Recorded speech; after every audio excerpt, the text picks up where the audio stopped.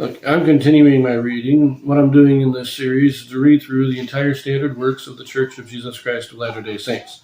This consists of the Bible, the Book of Mormon, the Doctrine and Covenants, and the Pearl of Great Price. I am reading in a chronological order, not according to publication or volume, so I am skipping around a bit as I move along. Right now, last video I began chapter 14 in the book of 2 Samuel. So I will finish chapter 14 in this video. A brief refresher, of course. Absalom killed his brother Amnon, these are the sons of David, and then fled into exile in Geshur, where his uncle lived. After 3 years, Joab, through a little trickery, gets David to agree to bring Absalom back. He does this through, he gets a woman to kind of set David up. But anyways, you can look at that video for that. Right now, I'm picking this up in verse 21. And the king said unto Joab, Behold, I have done this thing. Go therefore, bring the young man Absalom again. And Joab fell to the ground on his face, and bowed himself, and thanked the king. And Joab said, Today thy servant knoweth that I have found grace in thy sight, my lord, O king, in that the king hath fulfilled the request of his servant. Now, brief note there, you'll remember that after the woman tells her story, she tells the story of, she has 2 sons, one killed the other, and now the people want to kill the guilty party, and David promises, no, we will protect your son, he will not be killed, and that's how she says, well, why don't you protect your own son? He then discerned that this was all set up by Joab, which the woman then admits. This is Joab now also admitting it, because this exchange between the man and the woman likely took place in, or at least near the court, and Joab was likely present. So after the woman admits it, the king turns to Joab and says, you're right, you've got me to admit it, so go get Absalom. And now Joab is admitting, yes, I did set this up, this was my request, this is what I wanted. And you're thanking David for agreeing to it. Let us continue. Verse 23. So Joab arose and went to Geshur and brought Absalom to Jerusalem. And the king said, Let him turn to his own house, and let him not see my face. So Absalom returned to his own house and saw not the king's face. In other words, David is saying, bring him back to the people, bring him back to live among us. But he is not going to be reinstated as a ruler in Israel. All of David's sons, remember, were rulers. They were magistrates. They were judges. But the king is saying, I will let him live here, but he is not going to be part of the royal court anymore. So, continuing on, verse 25. But in all Israel there was none to be so much praised as Absalom for his beauty. From the sole of his foot even to the crown of his head there was no blemish in him. And when he polled his head, for it was at every year's end that he polled it, because the hair was heavy on him, therefore he pulled it, he weighed the hair of his head at 200 shekels after the king's weight. And unto Absalom there were born 3 sons and 1 daughter, whose name was Tamar. She was a woman of a fair countenance.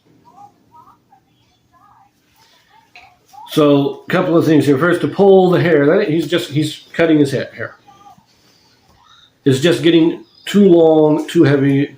So at the end of each year, he cuts his hair. Now, it says 200 shekels according to the king's weight. Now, in the Bible dictionary, we read that a shekel is approximately 15 grams, which totals out to about 105 pounds, because it's 200 shekels.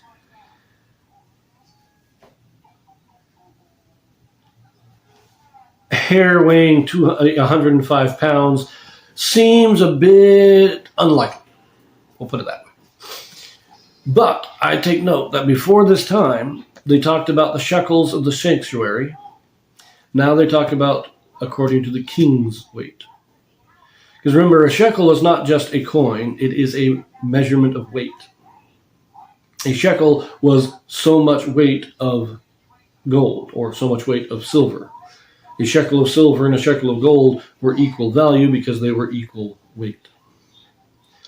So it seems to me that before the time of King David, the shekels weighed more. And when David became king, he readjusted the weight of the shekel. In other words, it's kind of like the economy now is doing so well that you have less weight or less gold will buy as much as what the more gold would have bought previously. We are seeing evidence of an increase in economic prosperity among Israel. Now, this is a standard weight of the king. That doesn't mean, that there were other coins, there were other weights, but this does give us some indication that under David, the economy of Israel has increased so that a shekel could weigh less and still have the same buying power that it did in the time of the judges. So it's a very fascinating thing that we actually get this kind of economic hints or economic information in the Bible here. So the other thing you want to point out, Absalom is praised for his beauty. He is a very good-looking man. As he says, there's no blemish in him. And that in and of itself is enough to attract a lot of people to him, which will come into play in a little bit. So let's continue verse 28. So Absalom dwelt 2 full years in Jerusalem and saw not the king's face. Therefore Absalom sent for Joab to have sent him to the king, but he would not come to him. And when he sent again the second time, he would not come. Therefore he said unto his servants, See, Joab's field is near mine, and he hath barley there. Go and set it on fire. And Absalom's servants set the field on fire. Then Joab arose and came to Absalom unto his house, and said unto him, Wherefore have thy servants set my field on fire? And Absalom answered Joab, Behold, I sent unto thee, saying, Come hither, that I may send thee to the king, to say, Wherefore am I come from Geshur? It had been good for me to have been there still. Now therefore, let me see the king's face, and if there be any iniquity in me, let him kill me.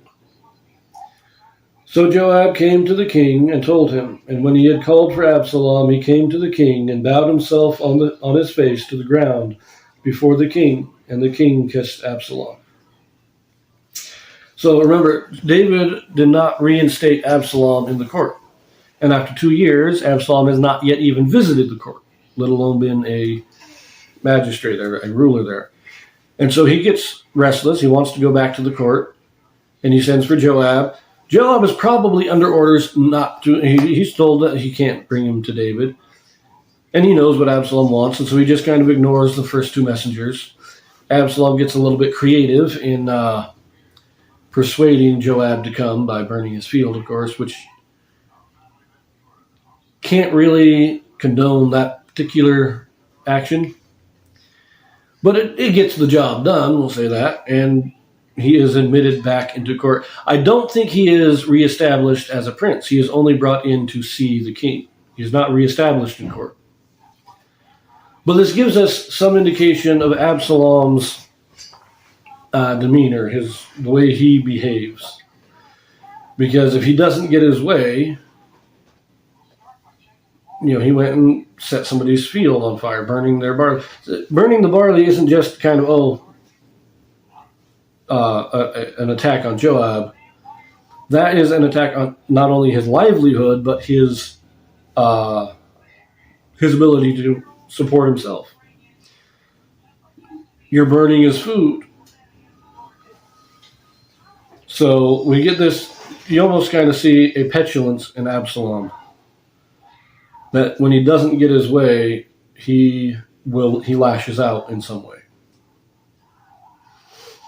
So, anyways,